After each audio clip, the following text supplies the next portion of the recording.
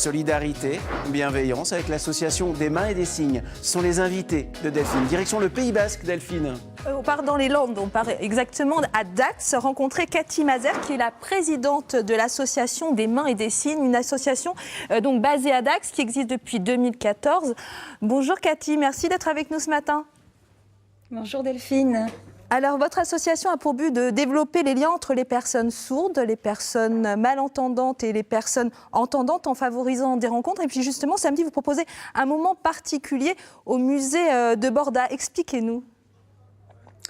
Oui, alors en fait, tous les derniers samedis de chaque mois, il y a normalement une rencontre qui se fait, c'est un café-signe, pour que les personnes sourdes, malentendantes et entendantes puissent se rencontrer, échanger, pratiquer la langue des signes. Et de temps en temps, on le délocalise au musée, puisqu'on a un partenariat avec le musée de Borda. Et très gentiment, donc, on nous propose de délocaliser ce café-signe et de faire d'abord une présentation de l'exposition avec des interprètes et ensuite de faire un petit rassemblement autour d'un verre pour discuter de l'exposition et puis d'autres choses, bien sûr. Un moment sympathique donc au musée de Borda qui se trouve à Dax. Alors, à l'origine, Cathy, pourquoi vous avez créé cette association ? Alors l'histoire, elle est très simple, c'est que je suis grand-mère d'un petit-fils donc qui est né sourd profond il y a maintenant 4 ans et demi. Et j'ai voulu apprendre la langue des signes et puis comprendre comment fonctionnait ce monde des personnes sourdes. Et en fait, dans les Landes, il n'y avait rien. Donc j'ai commencé à prendre des cours par-ci, par-là. Et puis c'est devenu une évidence. Il a fallu vraiment monter cette association, la créer. Et pour pouvoir d'abord comprendre effectivement ce monde, avoir des rapports avec les personnes sourdes, développer la langue des signes, faire accéder les sourds à des choses qui étaient très, très difficiles d'accès. Enfin, il y avait plein de choses à faire. Et puis je me suis dit vraiment, il faut le faire. Il faut le faire. Et puis c'était vraiment une nécessité et je suis très, très contente de l'avoir fait. Mais bravo pour ce que vous faites. Alors, vous m'avez envoyé un message et vous me disiez la communication est basée sur un respect mutuel grâce à un échange de connaissances. Il y a encore beaucoup de progrès à faire, Cathy ? Oui, il y a beaucoup de progrès parce que c'est vrai qu'on ne voit pas forcément les personnes sourdes, elles sont discrètes.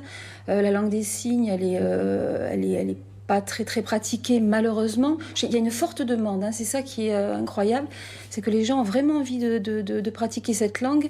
Elle n'est pas facile à apprendre, mais vraiment, il faut le faire. Il y a vraiment une très très grosse demande et l'univers des personnes sourdes est vraiment très intéressant. C'est une ouverture qui est très particulière. La culture sourde, c'est vraiment une culture à part entière. Hein, c'est vraiment des gens qui ont une identité très forte et on progresse beaucoup à leur contact. Alors, vous battez aussi pour l'intégration des enfants sourds. Vous intervenez dans les établissements scolaires. Racontez-nous. Alors, il y a plusieurs choses. Hein. C'est-à-dire que c'est vrai que la scolarité des enfants sourds est difficile hein, parce qu'il faut une approche particulière, soit des professeurs en langue des signes. Il y a très peu de classes en France hein, qui sont accessibles à ces enfants. Donc, c'est vrai que c'est une sacrée inégalité. Et ensuite, oui, c'est vrai que moi, j'aime bien intervenir dans les lycées, dans les collèges, dans les écoles primaires, maternelles, toujours avec des personnes sourdes, parce que c'est elles qui parlent le mieux de leur monde. Parce que je pense que les jeunes sont vraiment très sensibles, très accessibles à cette culture, à la différence. Et c'est notre futur, hein, c'est le futur des petits-enfants sourds à l'heure actuelle. Donc, je pense que ça passera par eux. Et c'est vrai que je dis jamais non, j'essaie d'être toujours présente pour montrer ce que c'est que cette langue et cet univers de la surdité. Vous avez raison, c'est important. Alors, vous organisez de nombreuses manifestations, notamment Signons l'océan. Vous avez organisé donc en octobre, je crois. Racontez-nous, Signons l'océan, qu'est-ce que c'est ? Ah, c'est une belle histoire aussi. C'est en fait... c'est vrai que l'histoire de la surdité est une histoire familiale. Hein. C'est-à-dire que tout le monde s'est investi au niveau familial dans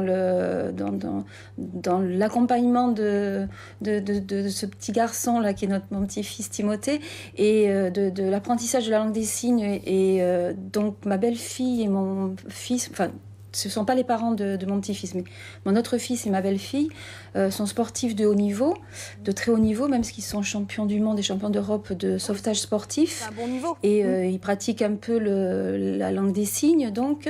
Et ils ont voulu mettre en place une découverte de l'océan pour les personnes sourdes.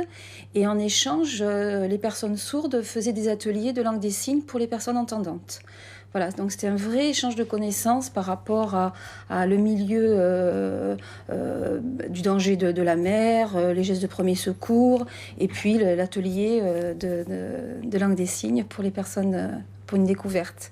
D'accord. Merci Cathy. Voilà. Merci Cathy d'avoir été avec nous ce matin. Alors on va rappeler que votre association s'appelle Des mains et des signes. Samedi, que vous serez au musée de Borda à Dax. Oui. Merci d'avoir été avec nous et puis on vous souhaite plein de belles choses et bravo pour tout ce que vous faites Cathy. Merci. C'est très gentil. Merci pour votre encouragement. Merci. Merci, à bientôt.